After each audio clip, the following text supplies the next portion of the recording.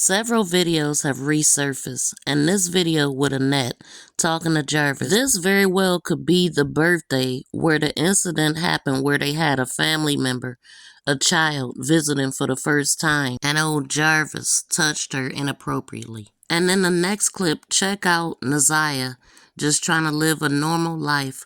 She was into fashion and making her own clothes as well as she could.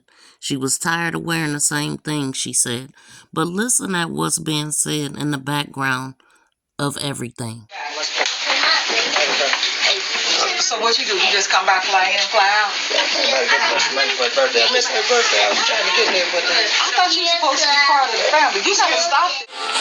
So, hey y'all, I got this chick, got this thing off of TikTok. I know it's all this stuff, but it just clicked to my mind, like, bro. So, what's up, y'all? It's literally at nighttime. And I like get my clothes out at night, but this time I will be designing them with some old clothes because I'm tired of wearing the same clothes over and over again. And like today, made me so like, bro, this is a very old shirt. You know what I'm saying? I cut the sides on these, cut the bottom, made them to some booty shorts. And bro, this might gonna have to be a part 2, but let's get straight to it. Got the pants. These some old pants. Yeah. Let me hurry up. Okay, y'all. Part 2. I got the pants ready and done, bro. I was wasting all that time. So I don't care how uneven cut it is, but I put the marker line on it. So come back when I'm done cutting it. So I'm done. I have to change my place. So here you go. This is what they look like. And and wait, we're not even done. And then we gonna like cut them like down, like kind of like this. So I'm about to cut and come back once I'm done, because I'm not trying to make a part 3. Okay, y'all, I got them done. Cut them at the bottom, and then we're gonna cut the sides. Okay, I got both sides done. I'm making them a part 3. Who told you fixing their hot pocket? I fixed their food this morning. Oh, you did fix it? Oh my God. We got the belly shirt. I'm about to try it on first, see how it looks. Okay, it fits like a belly shirt like it's supposed to, so we're only going to cut the bottom. So I'm not trying to make a part 3, and I'm still gonna show you the rest of my outfit. So, but cut the bottom, and I'm gonna come back, and then y'all gonna see the results. I'm done. Okay. I'm gonna tell you a style, because Nana said, make sure cut the bottom. Don't mind that crackhead. Actually, I cut the bottom and the sides. So the fit is almost done. I'm gonna show y'all. Just give me a minute. Okay. First, you got the socks. I got the white ones though. Then you kind of got that pink and white tie-dye shirt. That was designed by me. And now you have the shorts designed by me.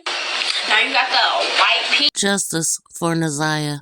So we could see that ZIYAH was mostly a normal child, just trying to be normal in a house full of children. And we see that she jumped into fashion because, like she said, she was tired of wearing the same clothes. So as I watched this video, I pictured the text messages and the things that he would say to her. Come outside. Who's up? The basement or the shop? The bathroom? This is a house full of people, and I believe somebody is up at all times. And I also believe that somebody knows where she is. ZIYAH was a good kid who did nothing without permission. But pay attention to what's going on in the background and check out what Nana had to say. For her to be late, she has never been late coming home. She's always got permission to do things. When was the last time that you heard from your granddaughter? When I dropped her off at school, which was on January the 9th. ZIYAH is an 8th grader at Clark Elementary School in Detroit, described as being incredibly sweet and a rule follower. Annette tells me when ZIYAH didn't come home from school on January 9th, she knew immediately something was wrong and reported her missing the next day. ZIYAH is a very sweet child. She really is. You know, and my biggest fear is somebody hurting her. She got off the bus with her schoolmate and walked up to the corner of Warren and 3 Mile Drive. And one of the school kids said that she turned right instead of turning left. And that's all I know. ZIYAH's life may be in danger and you don't even know it because you're keeping information or trying to keep her hidden because of what you think. ZIYAH needs to be home with her family and we love her. Missing because Shannon said she was the last person. They just, acted real nervous. Hey, I don't want nothing to do with this. I ain't got nothing to do with this. I don't want to do with this. And basically explained to Roxy that it was very peculiar that ZIYAH was riding on the bus in the first place because, in fact, he was the one that usually warms the car up in the morning when she gets taken to school. And it's either Annette or Shannon that either picks her up or drops her off. So it's kind of peculiar that the day that she is riding the bus to school, or did she even ride the bus to school? Or did she ride the bus from school? Because is that even ZIYAH in the picture, that pixelated picture that we see? Is that even her? She usually get picked up and dropped off from school, right? Ain't that what you heard? Yeah, the guy said when we went up to him, he was very frazzled, didn't want us to add. He was very frazzled. And I'm like, hey, can I talk to y'all for a second? He like, I don't want nothing to do with it. I ain't even get to say anything before he said I don't want nothing to do with it. So when he said I don't want nothing to do with it, that automatically let me know, oh, you know something. So I'm like, you don't even know what I'm about to ask you, what I'm about to talk about, and you already talking about you don't want nothing to do with it and all this other stuff like that. So then he goes off and says that I said, do you know ZIYAH? Or what have you? I'm her cousin. This is her. We looking for her. Just tell us what you know. Do you know Shannon? He said he with Shannon every day. I said, okay. When does ZIYAH go to school? When the last time you seen ZIYAH? He said he did ZIYAH hair at 8 o'clock the day before she went missing. The first story he said was she was walking up and down the street. I said at 8 o'clock at night. He said, well, yeah. Well, and then he changed it and said, oh, well, I think she went to bed. I don't know.